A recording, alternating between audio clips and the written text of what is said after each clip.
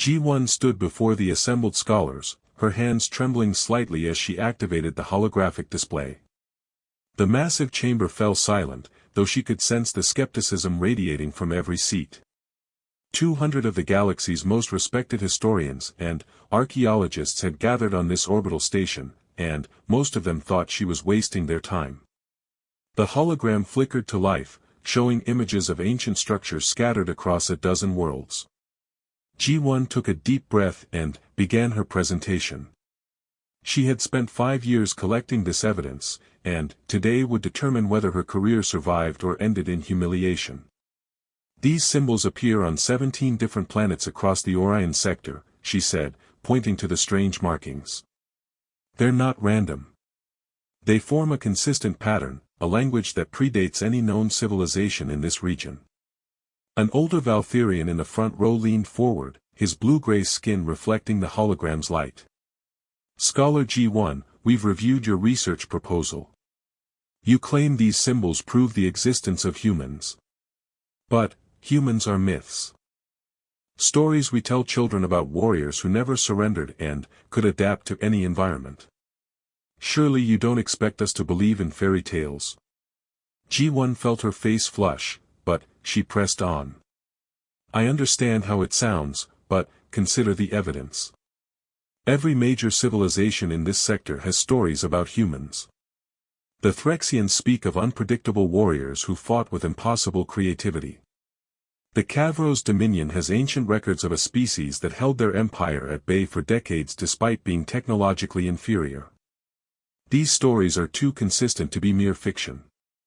She switched to the next image, showing atmospheric data. Look at these abandoned colonies. The air composition, the architectural designs, the tool markings.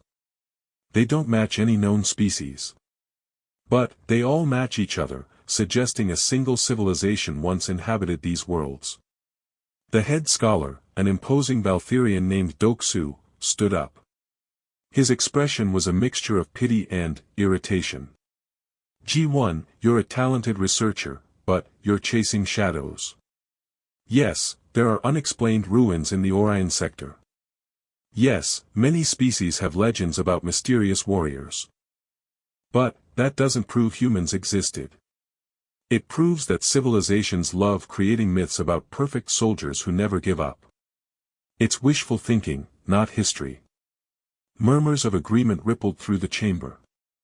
G1 felt her carefully constructed argument crumbling.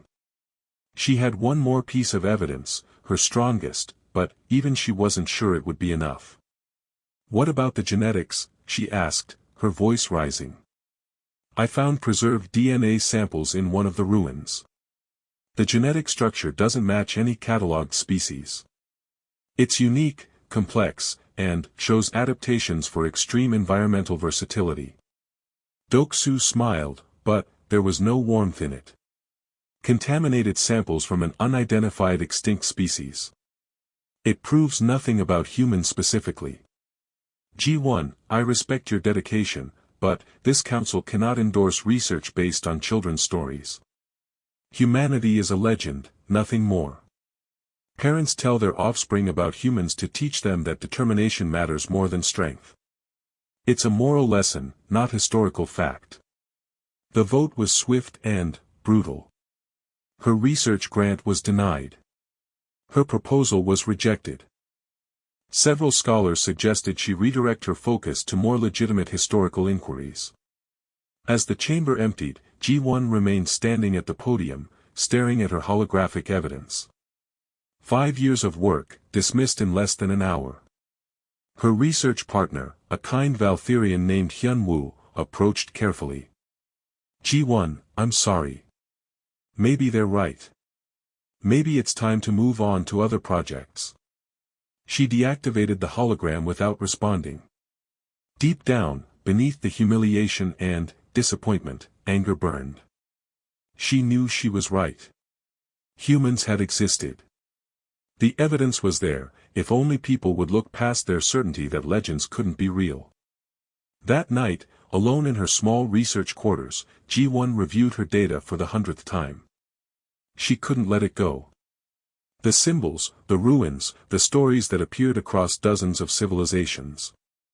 There was a pattern here, a truth waiting to be uncovered. Her computer chimed, indicating an incoming message. She almost ignored it, assuming it was another colleague offering sympathetic platitudes. But, the message was marked as anonymous, routed through multiple encrypted channels. That was unusual enough to catch her attention. She opened it cautiously, expecting spam or perhaps a cruel joke from someone who had attended her disastrous presentation. Instead, she found a simple text message and an attached image. The message read, "You were right. They did exist. If you want proof, follow these coordinates. Come alone. They're watching." The coordinates pointed to a location in the Outer Rim, in a region known as the Silent Expanse. G1 had heard of it. Everyone had. It was a dead zone where dozens of colonies had vanished centuries ago. Ships avoided it. Traders spoke of strange sensor readings and vessels that entered but never returned. It was considered cursed, off-limits, and incredibly dangerous. The attached image made her heart stop. It showed a piece of fabric, tattered and faded, half buried in red soil. The fabric bore a distinctive pattern, stars on a blue field, with red and white stripes. Her research had shown this symbol before, in ancient texts describing human territories. It was their flag, their mark of identity. G1 stared at the image for a long time. This could be an elaborate hoax. It could be a trap. Going to the Silent Expanse violated about a dozen regulations and could end her career permanently. The smart choice was to ignore the message, delete it, and try to rebuild her reputation with safer research. But, when had the smart choice ever led to great discoveries? She began planning immediately. She had access to a small research vessel, technically approved for local surveys. If she filed the right paperwork and left during a shift change, she could be gone before anyone noticed. The journey would take 3 days. If she found nothing, she could return and no one would need to know. If she found something real, everything would change. Hyun-woo would be furious when he discovered she had left. The academic council would probably revoke what little status she had remaining. But, G1 had spent 5 years being told she was chasing myths. If there was even a chance, even the smallest possibility that this message was real, she had to take it. She packed quickly. Basic supplies, research equipment, and her collection of human-related data. As she prepared the vessel for departure, she looked back at the orbital station one last time. Everything she had built was there. Her reputation, her career, her safe and predictable life. Then, she thought about the flag in that image, abandoned on a distant world, waiting to be found. She thought about the scholars who had dismissed her work without truly examining it. Most of all, she thought about the possibility that an entire civilization had been forgotten, reduced to bedtime stories, and she might be the only person willing to remember them. G1 engaged the engines and set course for the Silent Expanse. The galaxy thought humans were legends. She was going to prove them wrong. The journey through normal space was quiet, almost peaceful. G1 spent most of the first day reviewing everything she knew about the Silent Expanse. The records were sparse and contradictory. 300 years ago, this sector had been home to thriving mining colonies and trade routes. Then, over the course of a single decade, every settlement went dark. Ships sent to investigate never returned. Eventually, the galactic community declared the entire region off-limits and erased it from official navigation charts. Theories about what happened ranged from spatial anomalies to mass evacuation to something worse that people didn't want to discuss. Pirates and scavengers occasionally ventured into the outer edges, but even they avoided the deep regions. There were stories of ships with dead crews drifting in the void, of sensor readings that made no sense, of transmissions in languages no one could identify. G1 tried to convince herself these were just stories, like the legends about humans. But, as her small vessel crossed into the silent expanse, her instruments began behaving strangely. Sensor readings flickered. Navigation systems reported phantom contacts that disappeared when she looked directly at them. Even the ship's AI seemed unsettled, constantly running diagnostics to explain the anomalies. On the third day, she reached the coordinates from the anonymous message. Her screens showed a derelict space station orbiting a barren red planet. The station was massive, built in a style she didn't recognize. It wasn't Threxian or Kavros or any of the other major architectural traditions. The design was purely functional, with none of the aesthetic considerations most species incorporated into their structures. G1 brought her vessel alongside the station carefully, scanning for signs of life. Nothing. The station's power systems were mostly dead, though some backup generators still functioned after all these centuries. Whoever built this place had constructed it to last. She docked with one of the station's airlocks, which surprisingly still functioned. Her suit's sensors showed breathable atmosphere on the other side, though it was stale and cold. She checked her equipment 3 times, made sure her emergency beacon was active, and, then, opened the hatch. The interior of the station was a tomb. Emergency lights provided dim illumination, casting long shadows across corridors marked with blast damage. G1 moved slowly, her scanner recording everything. The walls showed signs of intense fighting. Energy weapon burns, projectile impacts, and, in some places, damage that looked like explosions from inside the walls themselves. Bodies lay scattered throughout the corridors, or what remained of them after centuries. Most were species she recognized. Kavros soldiers in their distinctive armor. Threxian raiders. Others she couldn't identify. But, all of them had died violently, and, all of them had been trying to reach the station's core. It took G1 2 hours to navigate to the center of the station. Her hands were shaking. She had expected to find ruins, maybe some artifacts, perhaps proof that humans had existed. She hadn't expected a battlefield frozen in time. The core chamber was sealed behind a massive door marked with symbols she had seen in her research. Human symbols. Her translation software struggled with the ancient language, but it eventually provided a rough interpretation: Final Stand Protocol. Authorized personnel only. The door's locking mechanism was sophisticated, far more advanced than it should be for a station this old. G1 spent 30 minutes trying different approaches before she realized the lock was biological. It needed DNA verification. She almost gave up then, but desperation made her try something absurd. She retrieved one of the preserved DNA samples from her research files, the one the Academic Council had dismissed as contaminated, and applied it to the scanner. The door groaned and began to open. Beyond was a chamber unlike anything else on the station.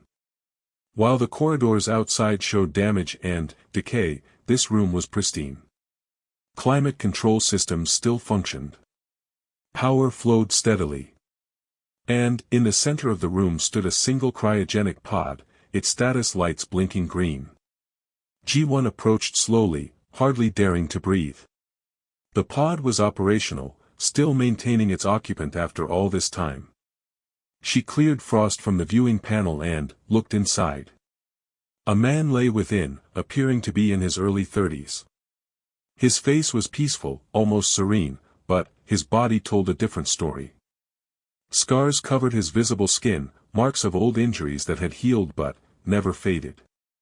He wore strange clothing, a uniform of some kind, with symbols and patches that matched nothing in any database. Equipment surrounded him in the pod, weapons and tools that looked primitive but showed signs of careful modification and maintenance.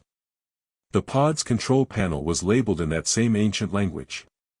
G1's translator worked slowly, providing fragments of meaning. Status: stable. Duration: 2017 years. Revival protocol: awaiting activation code. 2000 years. This man had been asleep since before the silent expanse went dark, since before humans vanished from galactic history. He was real. Humans were real.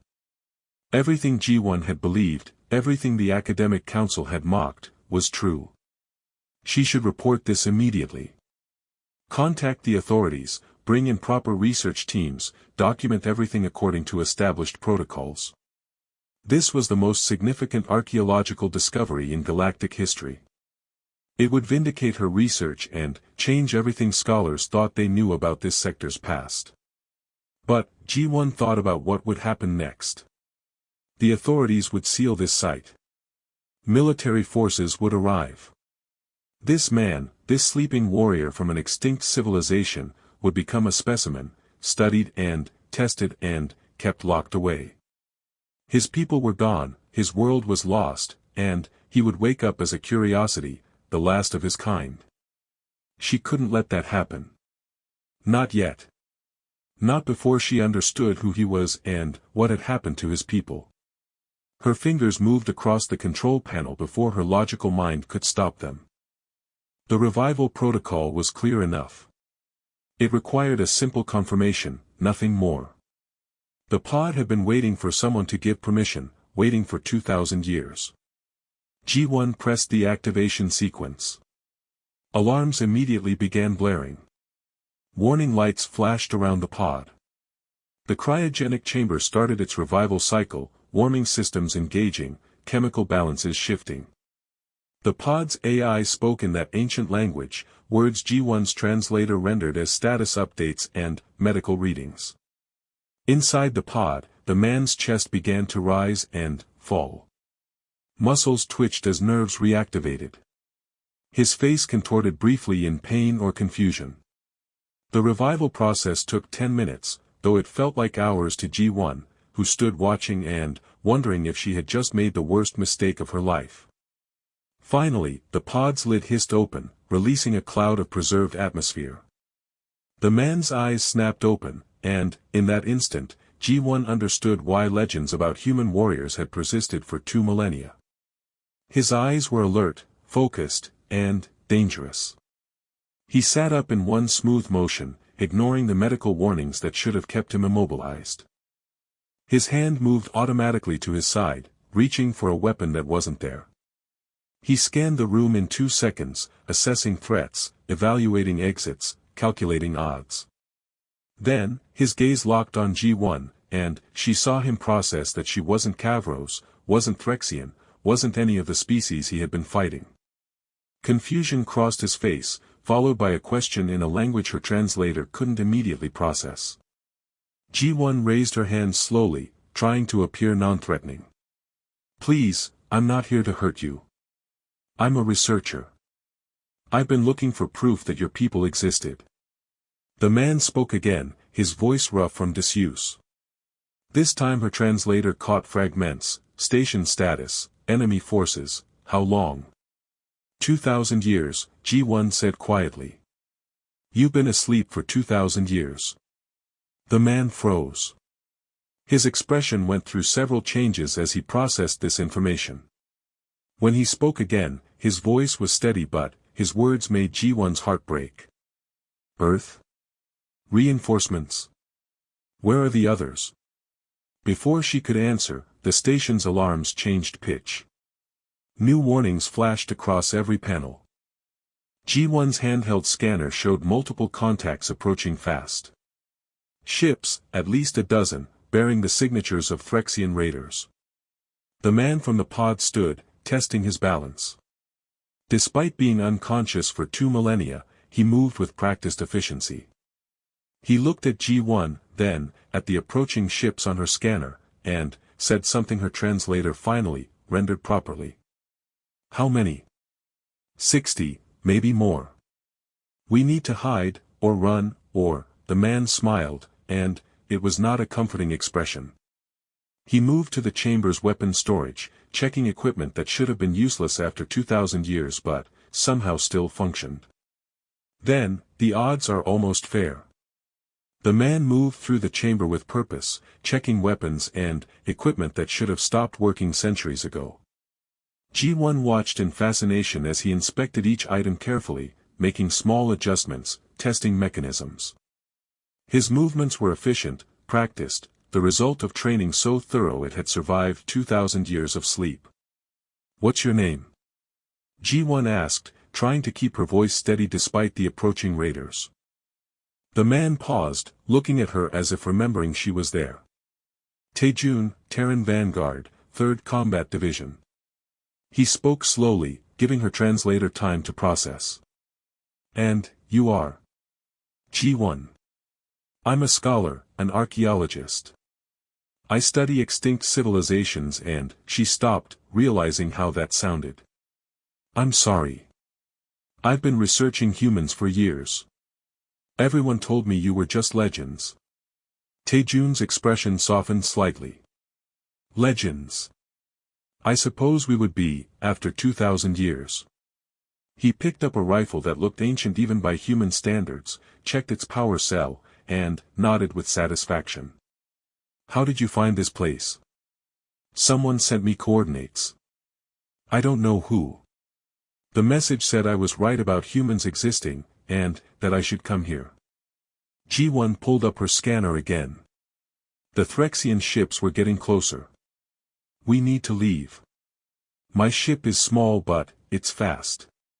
We can escape before they arrive." "No." Taejun was examining the station's control panel now, accessing systems that G1 hadn't been able to unlock. "This station has strategic value. If raiders have found it, they'll use it as a base. I can't allow that. You can't fight 60 raiders alone. That's suicide." Taejun looked at her with an expression that was equal parts sadness and determination. "G1, I need you to understand something. When I went into that pod, I expected to sleep for a few weeks, maybe a month at most. Earth was supposed to send reinforcements. We were holding this station because it controlled access to 3 colony systems. The Kavros Empire wanted it badly enough to throw thousands of soldiers at us." He pulled up a holographic display showing the station's layout. "There were 50 of us holding this position against impossible odds. We lasted 3 months using tactics the enemy couldn't predict. We turned their advantages into weaknesses. We made them afraid to enter their own corridors. And, when we knew we couldn't hold anymore, we activated the final stand protocol. The best fighters would sleep, waiting for rescue, while everyone else—" He paused, his jaw tight. "Everyone else bought us time." G1 felt tears forming. "I'm so sorry. Earth is gone. All the human colonies disappeared nearly 2,000 years ago. No one knows what happened. You're the first human I've ever seen, the first anyone has seen in living memory." Taejun was silent for a long moment. His hand rested on the control panel, and G1 saw it trembling slightly. When he spoke again, his voice was quiet. "Everyone I knew is dead.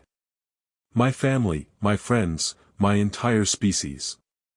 Gone for 2 millennia while I slept. Yes. And, you woke me up to tell me this while raiders attacked the tomb of my comrades?" G1 winced. "I didn't know the raiders were coming. I just wanted to prove humans existed. I wanted to show the galaxy that you were real, that the legends had truth behind them." Taejun turned to look at her fully. His eyes were hard, but not unkind. "You risked your career, probably your life, to come here based on an anonymous message. Why? Because everyone told me I was wrong. Because 5 years of research was dismissed as chasing fairy tales. Because I believe that truth matters, even when it's inconvenient or uncomfortable." G1 met his gaze steadily. "Because someone needed to remember." Something in Taejun's expression shifted. "Then, I'll give you something to remember. And, I'll show these raiders why humans became legends in the first place." He handed her a small device. "This is a communicator. Go back to your ship and seal yourself in. When I signal, you'll have 60 seconds to detach and clear the station's defensive perimeter. Can you do that?" "What are you going to do?" "What I was trained to do. What my comrades died doing. I'm going to defend this station." He checked his weapons one more time. G1, humans weren't legends because we were invincible. We became legends because we never surrendered, even when we should have. We adapted, we improvised, and we kept fighting until there was nothing left to fight for. Today I'm fighting for the memory of everyone who died here. Tomorrow, maybe I'll fight for something else. But, right now, this is all I have. The station shuddered as the first raider ships began docking procedures.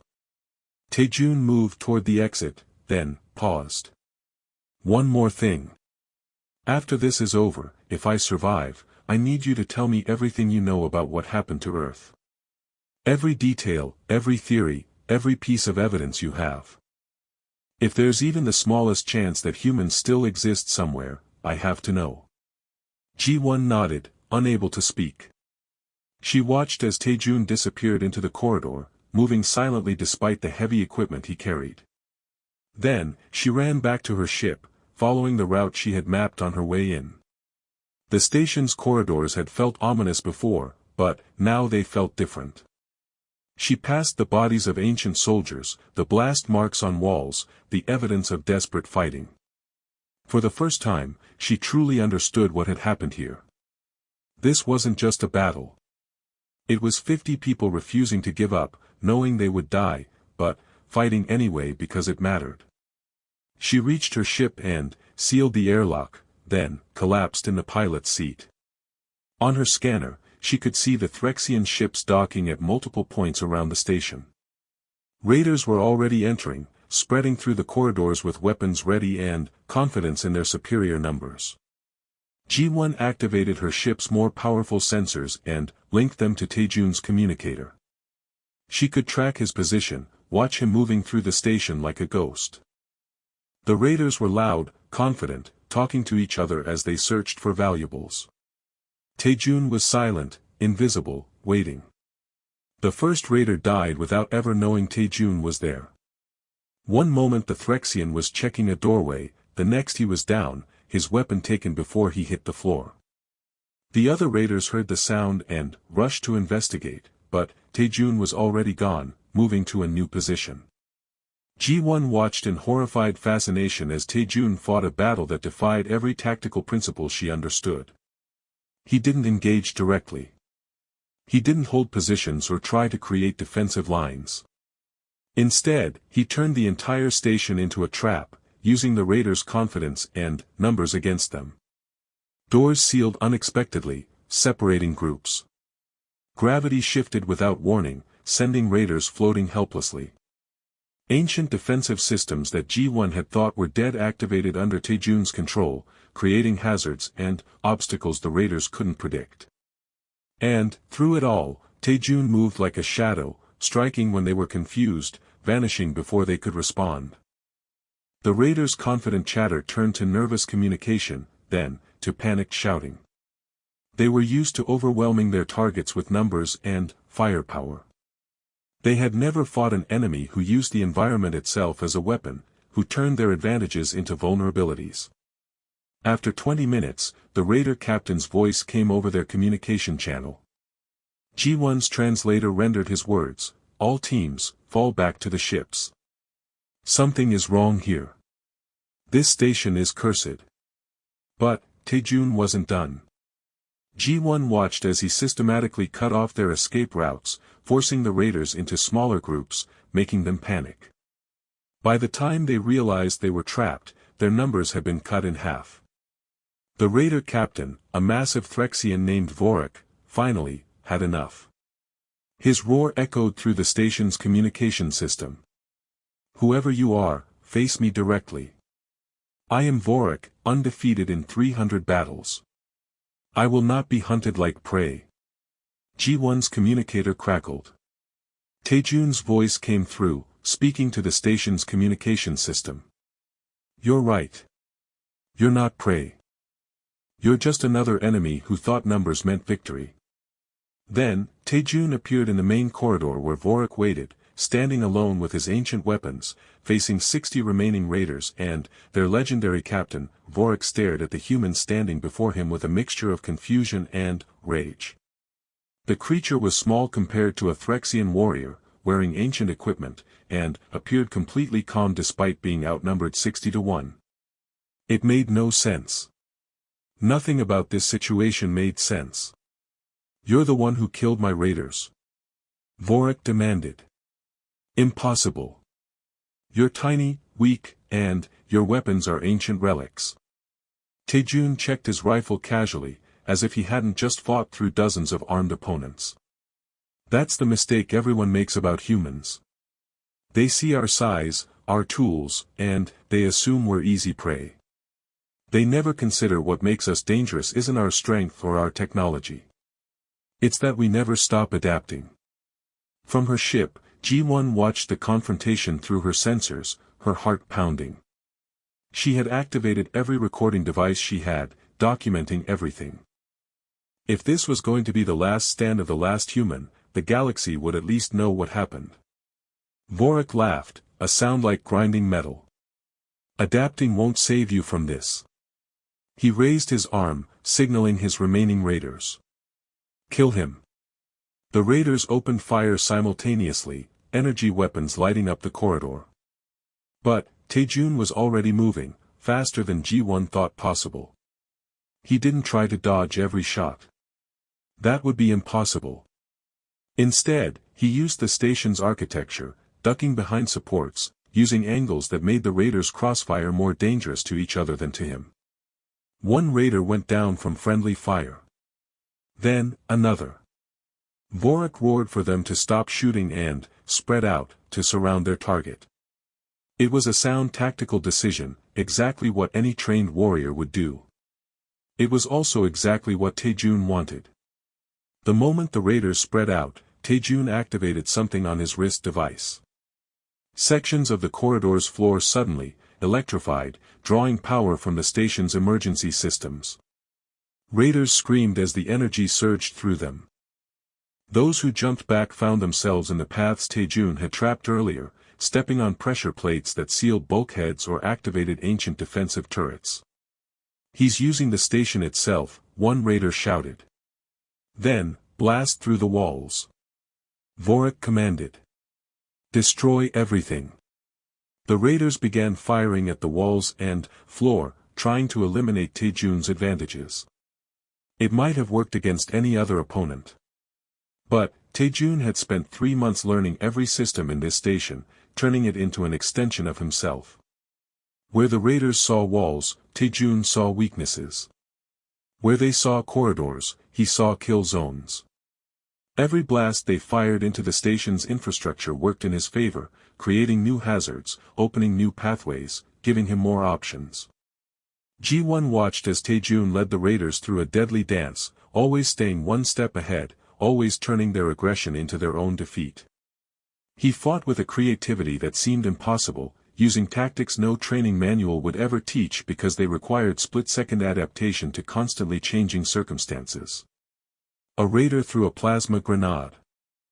Taejun caught it mid-air and threw it back, not at the raider who threw it, but at a support beam. The explosion caused a section of ceiling to collapse, blocking half the corridor and separating the raiders into 2 groups. When they tried to use their superior weapons, he used the station's magnetic fields to disrupt their targeting systems. When they adapted to that, he vented atmosphere in specific sections, forcing them to choose between their weapons and their oxygen supplies. Every advantage they had, he found a way to neutralize or reverse. But the fight was taking its toll.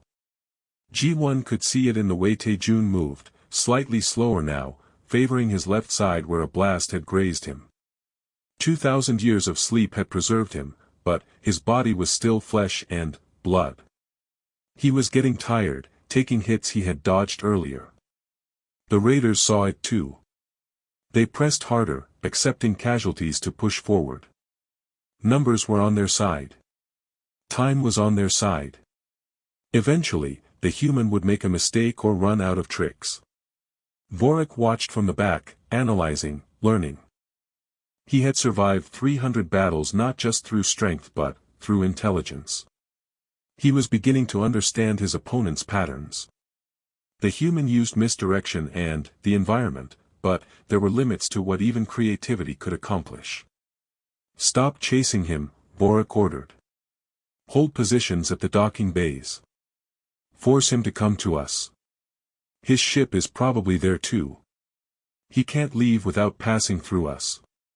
It was smart. By defending instead of attacking, Vorik eliminated most of Taejun's tactical advantages. The human couldn't trap them if they stayed in known, secured areas. He couldn't separate them if they maintained formation.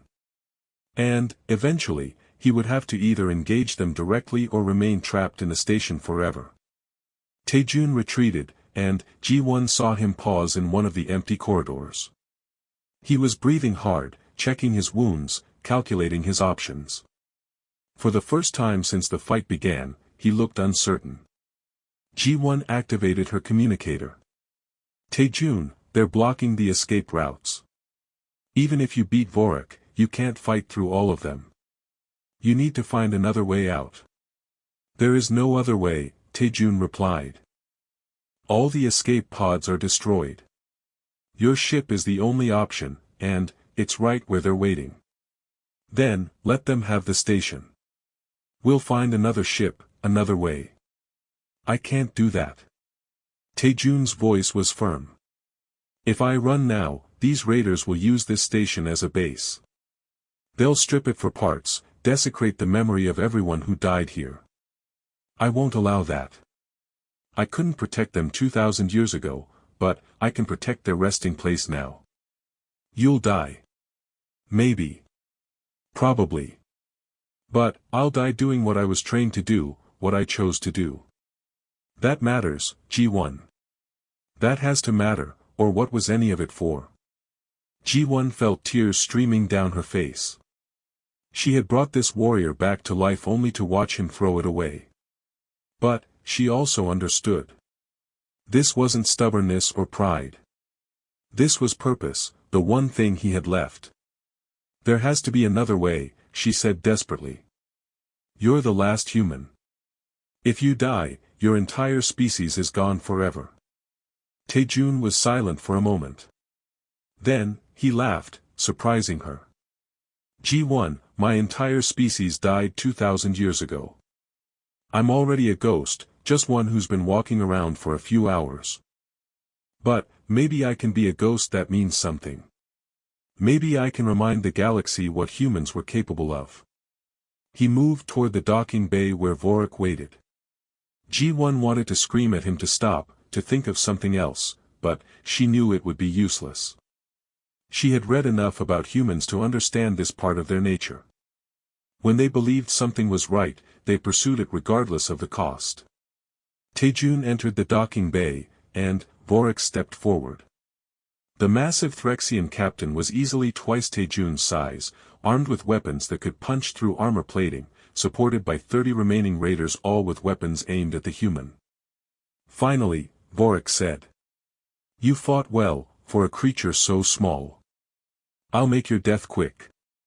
Taejun dropped his empty rifle and drew a simple combat blade, ancient and worn but well-maintained. "I appreciate the courtesy. But, I should warn you, humans don't do quick deaths. We do whatever it takes." Vorik charged, and the final battle began. It wasn't elegant or fair. It was brutal, desperate, and absolutely relentless. Taejun fought like someone who had nothing to lose because he literally had nothing to lose. Every hit he took should have ended the fight, but he kept moving, kept adapting, kept finding ways to turn Vorik's size and strength into disadvantages. Ji-won watched, documenting everything, crying and unable to look away. This was humanity. This was why the legends existed. Not because humans were invincible, but because they simply refused to accept defeat. When Vorik finally fell, his expression was one of complete disbelief. The remaining raiders stared at Taejun, this small creature covered in wounds, swaying on his feet but still standing, and they broke. They ran back to their ships, leaving their legendary captain dead at the feet of a warrior from a dead civilization. Taejun's communicator crackled. G1, 60 seconds. Get clear. What about you? I'll be right behind you. Promise. Just get clear of the station. G1 didn't believe him, but she detached her ship anyway, moving to a safe distance. She watched as Taejun stumbled toward the remaining docked raider ship, climbing aboard just as the station began to destabilize. He had done something to the power core, she realized. The entire structure was going critical. The raider ship launched clumsily, barely clearing the station before it exploded, and G1 sensors tracked it heading toward her position. G1 guided the stolen raider ship into her vessel's small cargo bay through careful maneuvering. The ship was battered and barely functional, but it had gotten Taejun clear of the explosion. As soon as it was secured, she rushed to open the hatch. Taejun half fell out of the pilot's seat, his injuries now fully visible. Burns, cuts, and what looked like broken ribs on his left side. Any other species would have been unconscious or dead. He was sitting up, trying to stand, his jaw set with determination that defied his body's clear limits. "Don't move," G1 ordered, pulling out her medical kit. Her hands shook as she applied emergency treatments, using techniques designed for Valkyrian physiology and hoping they would work on human biology. "You were supposed to be right behind me. You nearly didn't make it." "But, I did make it." Taejun winced as she sealed a particularly bad wound. "I told you. Humans don't give up. We find a way, or we make one. You're insane. You know that, right? You fought 60 raiders with 2,000-year-old weapons." 57, Taejun corrected. The first 3 didn't count as real fights. Despite his injuries, there was a hint of humor in his voice. And it wasn't insanity. It was training, experience, and a complete unwillingness to let those raiders dishonor my comrade's sacrifice. G1 finished with the medical supplies and sat back, exhausted. The galaxy is going to have trouble believing this actually happened. Then, it's fortunate you recorded everything. Taejun nodded toward her equipment. "I saw your sensor suite. You documented the entire battle. I had to. If this was going to be the last anyone saw of humanity, I wanted it preserved." G1 paused. "I'm sorry. I know you wanted information about Earth, but I had to make sure you did the right thing. Humans should be remembered as we actually were, not as sanitized legends." Taejun shifted position carefully, testing his injuries. "Now, tell me everything. What happened to Earth? What happened to my people?" G1 spent the next hour explaining everything she had learned through years of research. The sudden disappearance of human colonies. The abandoned settlements with no signs of struggle. The way humanity seemed to simply vanish from the galaxy over the course of a decade, leaving behind only ruins and stories. Taejun listened in silence, his expression carefully neutral. When G1 finished, he was quiet for a long time, processing information that meant his entire world was gone. "There's one more thing," G1 said hesitantly. "After you left to fight the raiders, I stayed connected to the station systems through your communicator. I noticed you accessed the central data core, something I couldn't crack. Did you find anything?" Taejun's expression changed. "Yes. I found the final transmissions from Earth. They were encrypted with old military codes, meant only for Vanguard personnel." He pulled up a data chip he had salvaged. "G1, humanity didn't vanish randomly. We made a choice." He activated the chip, and holographic text appeared, translated by his equipment. G1 read the words with growing shock. The transmissions described a discovery humanity had made in deep space. An ancient threat, something that predated all known civilizations. The messages were fragmented, but the meaning was clear. Earth had detected this threat moving toward populated space, following ancient pathways that would bring it through human territory first, then, into the heart of the galactic community. Humanity had a choice: warn the galaxy and risk not being believed, or act alone.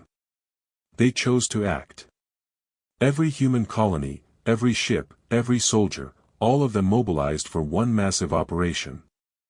They would lead the threat away, draw it into the depths of unexplored space where it couldn't reach anyone else.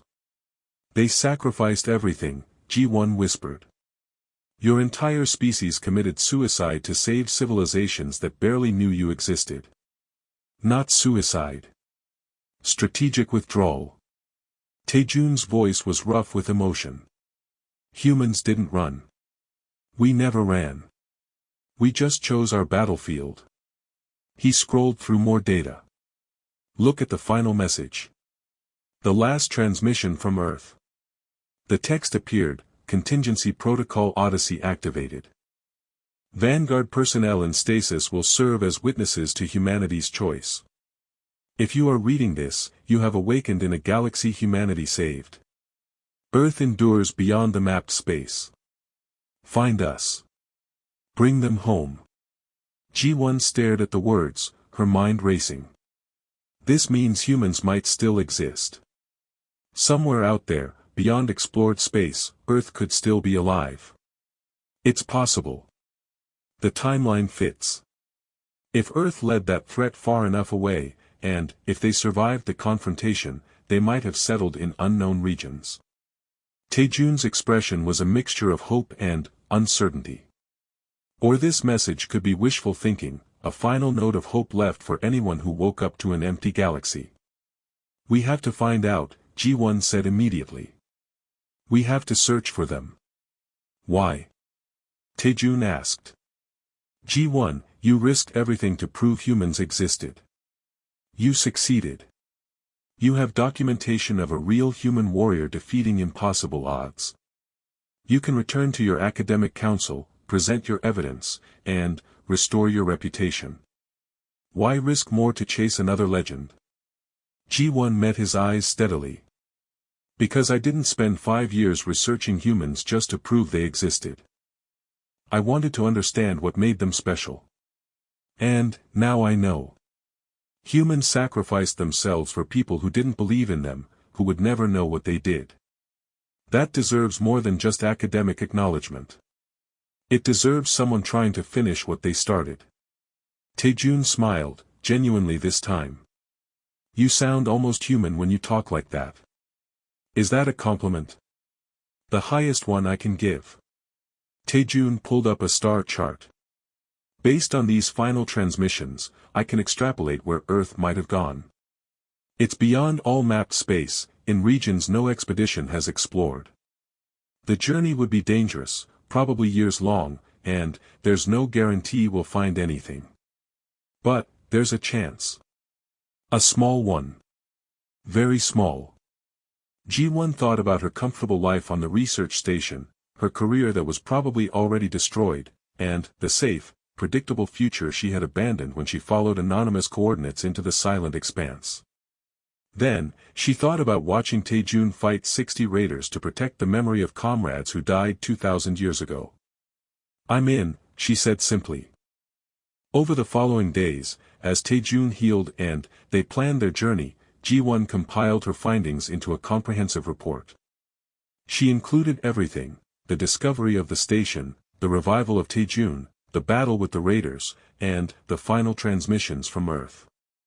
She sent it to every academic institution in the galaxy, to news networks, to anyone who would listen. The response was immediate and overwhelming. Some called it a hoax. Others demanded proof beyond recordings, which they claimed could be fabricated. But, enough believed, or at least wanted to believe, that the galactic community couldn't ignore it anymore. Humans had existed. They had sacrificed themselves for the galaxy. And, one remained, searching for his lost people. Hyun-woo sent Ji-won a private message, I can't believe you did it. You proved them all wrong. The academic council is in chaos. Doksu resigned. Everyone wants to know where you are and how they can study this human warrior. Please come back. You've earned your place in history. Ji-won recorded her response carefully. I proved humans existed, but that was never the point. The point was understanding what they stood for. I'm going to continue that research in the field. Tell the council they can study my reports, but Taejun isn't a specimen. He's a person, the last of his kind, and he deserves to search for his people without being treated like an artifact. She ended the transmission and found Taejun in the ship's navigation room, plotting courses into unexplored space. He had adapted quickly to modern technology, learning their systems with the same creativity he had shown in combat. "Ready?" he asked. Ji-won looked at the star charts showing vast regions of unmapped space, filled with unknown dangers and uncertain rewards. By every logical measure, this was foolish. The chances of finding Earth were minimal. They would be risking their lives for what might be a false hope. But she thought about everything she had learned. About determination that defied logic. About refusing to give up even when giving up made sense. About choosing to believe in possibilities rather than accepting limitations. "Ready," she confirmed. As their ship jumped to FTL, heading toward the edge of known space, Ji-won updated her research log one final time. She was no longer just documenting human history. She was living it, experiencing firsthand what made humanity special. They weren't stronger than other species. They weren't more technologically advanced. But they possessed something that couldn't be quantified or easily explained, the absolute refusal to accept that anything was truly impossible. Taejun stood beside her at the viewport, looking out at the stars. Somewhere in that vast darkness, his people might still exist. Or they might be gone forever, their sacrifice unknown except to one warrior and one scholar who refused to let them be forgotten. "What are you thinking?" Ji-won asked. "That 2,000 years ago, I went to sleep expecting to wake up in a few weeks. Instead, I woke up to a galaxy that had moved on without us. Everything I knew is gone. Everyone I cared about is dust." He paused. "But I'm not alone. And there's still a mission to complete. That's more than most ghosts get." Ji-won smiled. "You're not a ghost. You're a legend who turned out to be real. Then, let's see if we can make that legend mean something." Taejun pulled up their navigation route. "First stop is the Outer Rim colonies. If Earth passed through on their way to unknown space, someone might have records. It's a long shot. Everything about this is a long shot." "Good. Humans are terrible at playing it safe anyway." As they traveled deeper into uncharted space, news of their journey spread across the galaxy. The story of Ji-won, the scholar who proved humans existed, and Taejun, the last human warrior searching for his lost people, captured imaginations everywhere. Some called them fools chasing impossible dreams. Others called them heroes honoring an ancient sacrifice. But everyone agreed on one thing: humanity had returned to the galaxy, and, whether they found Earth or not, the legends would never be dismissed as fairy tales again. Because Ji-won had documented proof. She had recordings of Taejun fighting impossible odds and winning through sheer determination.